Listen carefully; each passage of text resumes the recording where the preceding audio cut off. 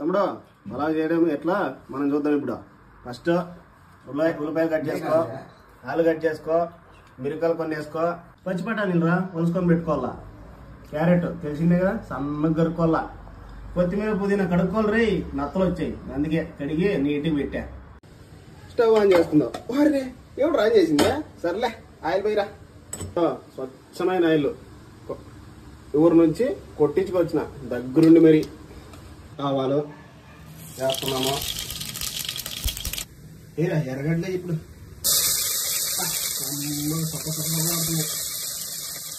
ముందుగానే కట్ చేసి పెట్టుకున్నాము. మిరపకాయలు నెక్స్ట్ ఇలానే కట్ చేసి పెట్టుకున్నాం. పచ్చిమిరపకాయలు తెచ్చుకున్న ప్యాకెట్లో నుంచి పాలు తిరుగుతున్నాము. అల్లం పేస్ట్,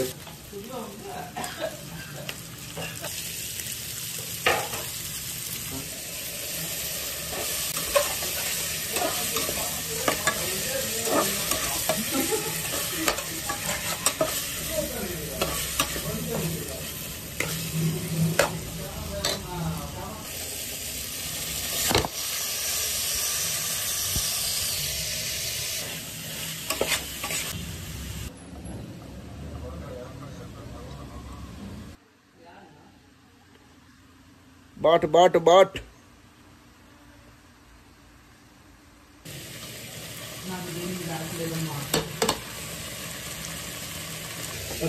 అంత అయిపోయింది. చాలా బాగా వచ్చేసాము.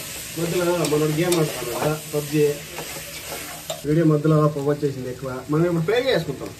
దొడ్లో పెరుగు దాన్ని ఉంటుంది. వేసుకున్నాం పెరుగు కొద్దిగా పెట్టేసి మిగిలింది మళ్ళీ పెరుగు పచ్చడి చేస్తాం. సరేనా? ఎంత బాగా. ఇప్పుడు బియ్యం వేసుకుందాం. పర్రే అన్నిటికీ ఇక్కడ అంటే తెలుసు కదా బ్యాచులర్ పంప ఇది ఒక్కటే ఉంటుంది. ఆపద బాగుందోలాగా 2 గ్లాసులు బియ్యం వేసుకొని అందులో లాస్ట్ వీక్ మిగిలిపోయిన బాస్మతి వేసుకొని నీట్గా కడిగేద్దాం.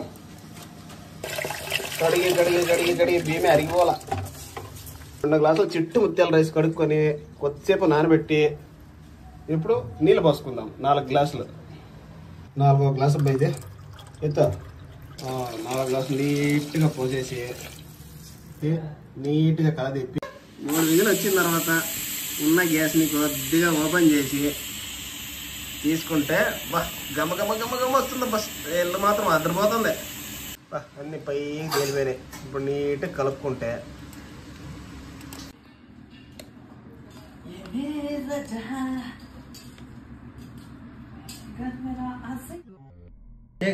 भैया అందుకే స్పూన్ తెచ్చుకున్నా. థ్యాంక్స్ అన్నదాత సుఖీ భవ.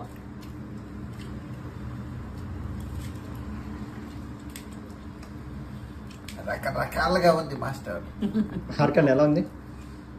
రెస్టారెంట్ ఉంది. ఏంది బాగుంది.